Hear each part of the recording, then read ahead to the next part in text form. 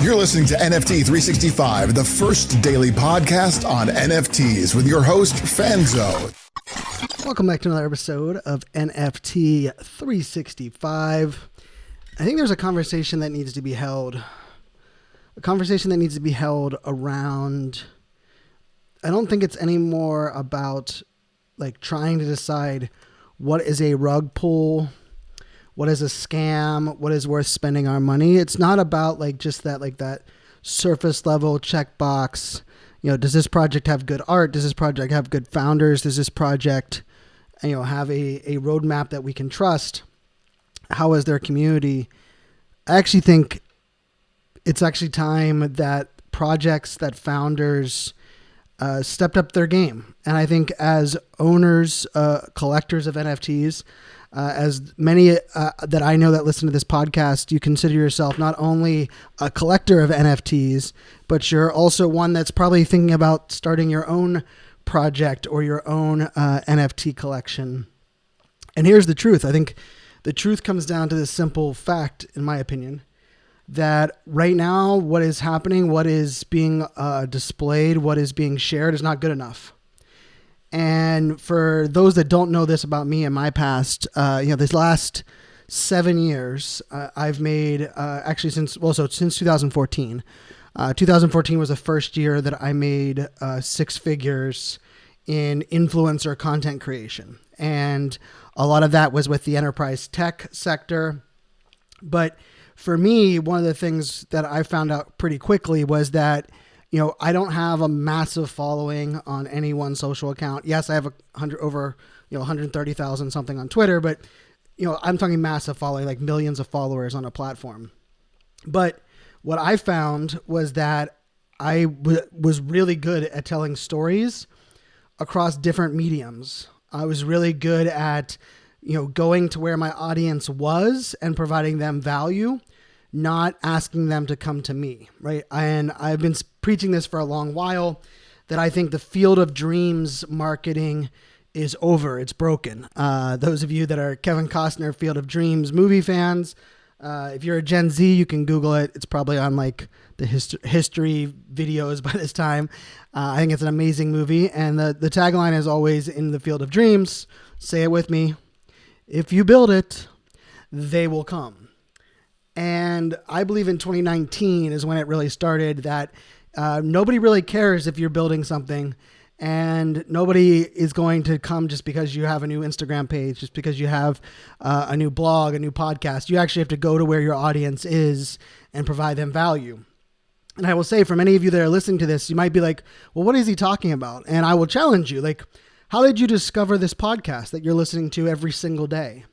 Now, some might have found it by searching NFTs on your favorite podcasting app. Others might have found it on a blog post. But I know a lot of you found this podcast because you heard me speak on Clubhouse or in Twitter Spaces. You heard me interviewed on another podcast. And the interesting thing on that is I'm not building this and expecting people to come. And you can talk to my team. When we have a team call, I tell them that the easiest part about this podcast, and the part that is just, you know, a necessary step, is really just the idea of creating the content, creating this podcast episode. The hard work is, how do I get this podcast in front of the right people at the right time, right? Because anyone can do something every single day. Anyone. Now, I'm not going to say that's easy. I mean, we're over 100 days into this podcast, and it has definitely not been easy. And on top of that, buying this NFT every single day has not been easy. But I do believe, you know, doing things in real time, like that's a low-hanging fruit. But listening and understanding where your audience is, going to where they are and providing them value, and so much so that you provide so much value that they come to you and say, how can I be more a part of what you're doing? What are you all about? Like, people ask about my Discord strategy for right now. And it's funny because I don't talk about the Discord a whole bunch. I don't promote it a whole bunch on the podcast. I don't promote it a bunch on my Twitter. It's in my Twitter bio, but that's about it. Part of the reason is I love our Discord community, and a huge shout out to all of you that are in the Discord right now. And if you think I'm talking about you because you're active in our Discord, I am. I'm talking about you that's listening to this. because I love that people want to be there. They're not coming to the Discord because I manipulated them, because I gave them a false sense of like a giveaway or something. I firmly believe that just about every person in that Discord is there because they decided, hey, I want more. I want to be a part of what is going on here. Or, hey, if I'm getting this much value on a podcast, how can I connect with others? And I will say, like, that's the goal of our Discord. Our Discord is not actually, funny enough, it's not to give you more access to me, although you do get more access to me, but it's to allow the access to me to allow you to connect with others in the Discord. Like, there's nothing that excites me more than seeing people that connect for the first time in our Discord, that are now, tweeting back and forth at each other, that are now comparing notes on their NFT projects. To me, my role is really being a facilitator of open dialogue and conversation, of authentic, real people that are here because they're willing to put themselves out there and they're willing to be a part of this whole journey. And I will say, the reason that this is such a big piece for me, the reason that I'm so bullish in the fact that what is being provided right now is not enough, is because I started to look at things like content creation and education. And those are probably the two places I will hit home right now, is that if you are an NFT founder, or you're an NFT project advisor, or you're a consultant, or you're whatever your title is helping NFT projects, here's some of the magic sauce. Doing a Twitter space every day or every other day, that's great. You're giving people access to you. But what about the people that aren't able to be there live? Or what about the people that want to do research and aren't into Twitter at all or into social audio at all? They think the idea of listening to people, is a waste of their time. How are you reaching those people? And a white paper on your website isn't enough either. I firmly believe that it's now comes down to, like, what is your video strategy as an NFT project? What is your content strategy? Do you have a Medium page? On top of your Twitter spaces, yes, you can offer up a whitelist. I get like 30 people a day that are tweeting at me, either DMs or even public, that are saying, like, what do I have to do to get you to do a Twitter space? Or what do I have to do to get you to promote my project? And here's the interesting part about it is, all of that is fine and great, but like, how are you reaching the people that don't even know that they need to look for you? They're not following the NFT influencers today, but I bet you they're in Google and they're Googling things like, what is a music NFT? Or I bet you they're Googling and saying, are NFTs worth their money? I would argue every NFT project should have a massive SEO content strategy. And the problem with that is most NFT projects aren't built with content marketing at the forefront. They're built with this idea of community. And I've said this a lot, that there's a big difference between building a network and building a community. There's a big difference between building a community and building an audience. But here's the thing. All of them play a role in what the success of businesses are today. Like, I am heavy-handed on personal branding. I believe so much of the success of this podcast has to do with a personal brand that I started to build November 2nd, 2013, when I decided to stop trying to put out on social media what I thought people wanted to hear and started focusing on giving people access to who I am and what I'm all about and letting them decide. But what I mean by all of this now is that, I'm buying an NFT every single day. And I want to give a shout out to a couple, NFT projects that we bought just in the last couple of days that I think are doing this really well. One of them is the Crypto Tech Women. Big shout out to the Crypto Tech Women project. We minted one of them for our NFT Mint 365 project. Their mission, their vision, their ability to convey what they're all about, even their Discord, in their Discord channels, where it's not just giving you a link or, hey, here's a little bit of our backstory. And here's the part that I think it's really funny. I was on an NFT project the other day, Oh, man, should I say who it was? Okay, so I will. For me, this isn't, I don't like exposing or calling people out, because I think a lot of what people are doing is what they believe is enough or not enough. Now, I will tell you, like, we minted the project Dented Friends, and Dented Friends is another great project that we minted for Mint 365. And it's actually with an artist who got pushed out of his own project originally, which was called Weather Report. And the team at Weather Report were greedy and decided that they were the founders now, and they each deserved 20%. And the artist who came up with the vision and the art and the project was only worth 5%. Well, he had receipts and exposed that other project. And then he went on to launch his own project. And I will tell you, his own project didn't have a roadmap out publicly yet. But the art is amazing. And I could tell, based on engaging with him on Twitter, that he's a good person. Now, if we flip on that and we look at like the content play, and we look at the vision and mission of a project like Crypto Tech Women, I understand their heart. I believe in what they're doing, but I also believe they're going to reach people that aren't even in the NFT space. Yeah, let me say that again. If you believe, there's like hundreds of NFT projects that seem to drop every day. Like, I feel like there's like 30 minted, Ethereum projects a day right now. And most people, the question they're asking is like, when is this going to be too much? When is the market going to be saturated? And you're asking the wrong question. The question you have to ask yourself questions is, how are we going to reach the people that don't know they want to be a part of this yet, but our vision and mission and beliefs is aligned with their beliefs? Now, most of you know that I am a big mental health advocate. And for a long time, I couldn't figure out what my role was as someone that has ADHD, that someone is loud and proud. Our coin that supports this podcast is the ADHD coin. And I realized quickly that my role wasn't to be an expert. That's what the PhDs are for.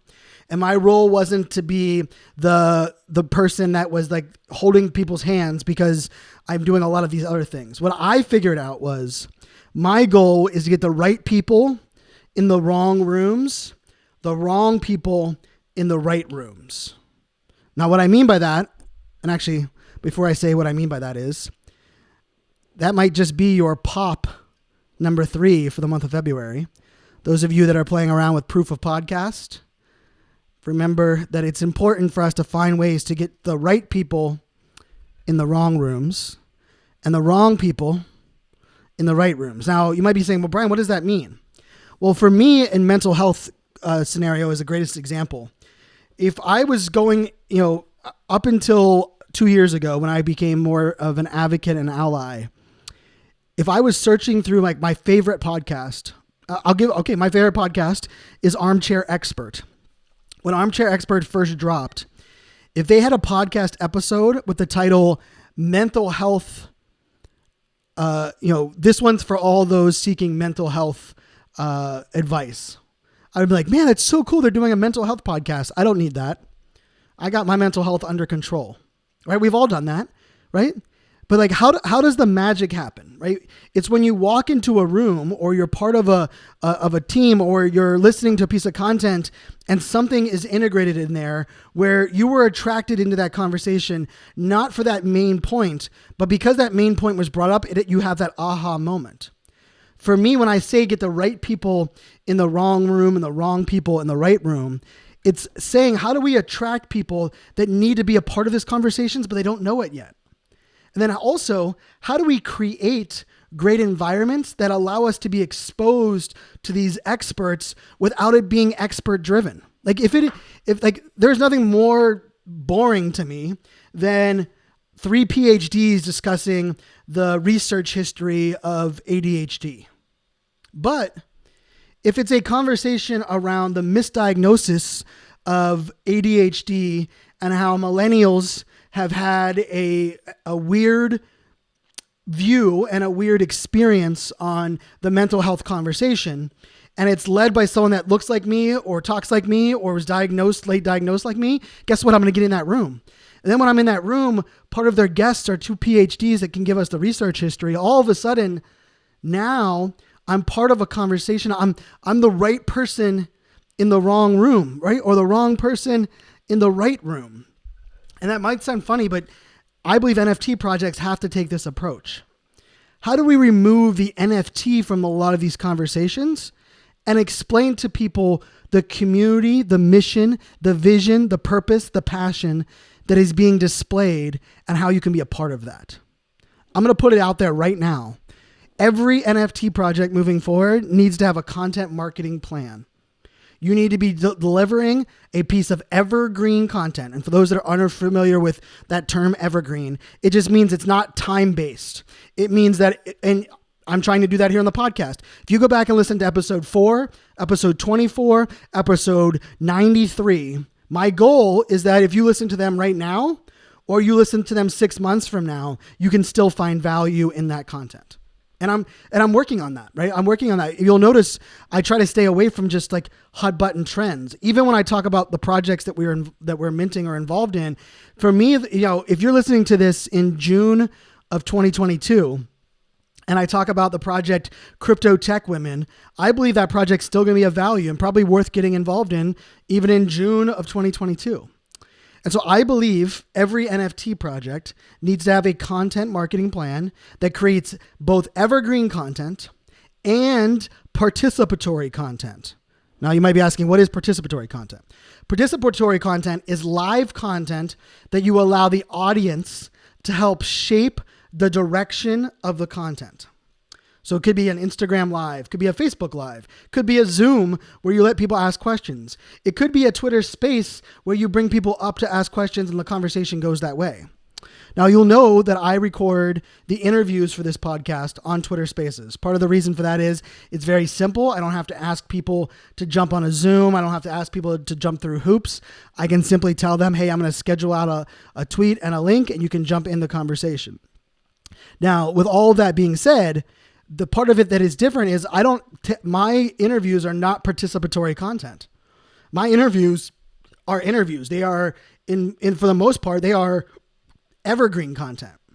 Now, what we're starting is every Wednesday night over in Clubhouse at 9 p.m. Eastern time, we're going to start doing Ask Me Anything rooms, Drew and myself, every Wednesday night for as long as we're going to, hopefully that people show up.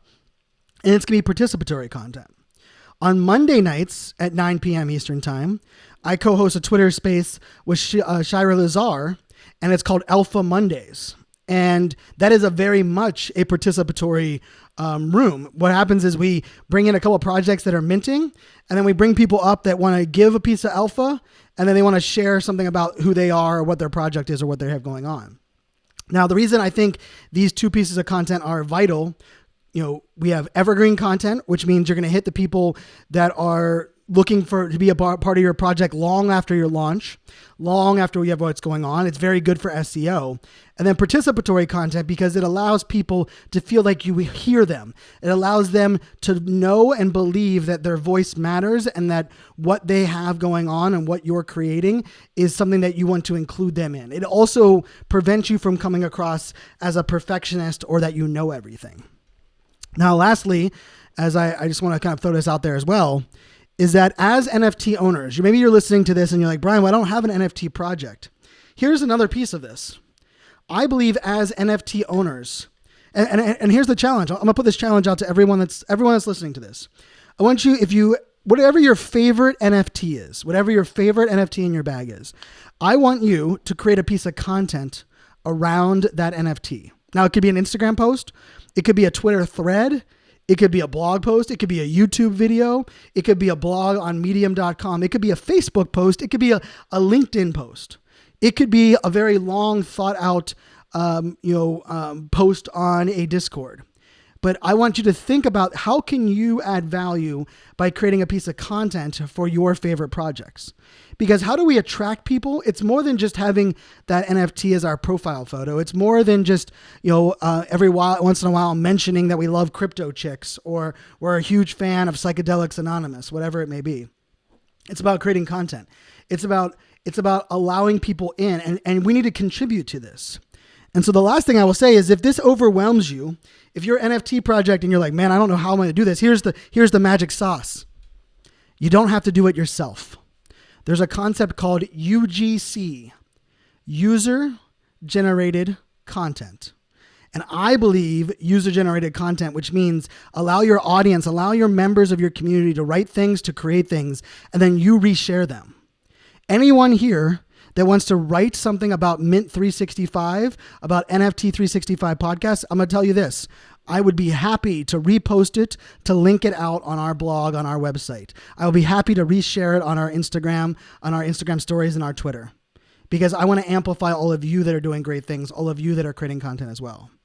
So with that being said, my friends, I really, really believe that NFT projects have to do more, NFT owners have to do more, and we have to demand more from the projects that we are supporting, the projects we are getting behind. Until tomorrow, my name is Brian Fanzo. Make it a great day. Cheers.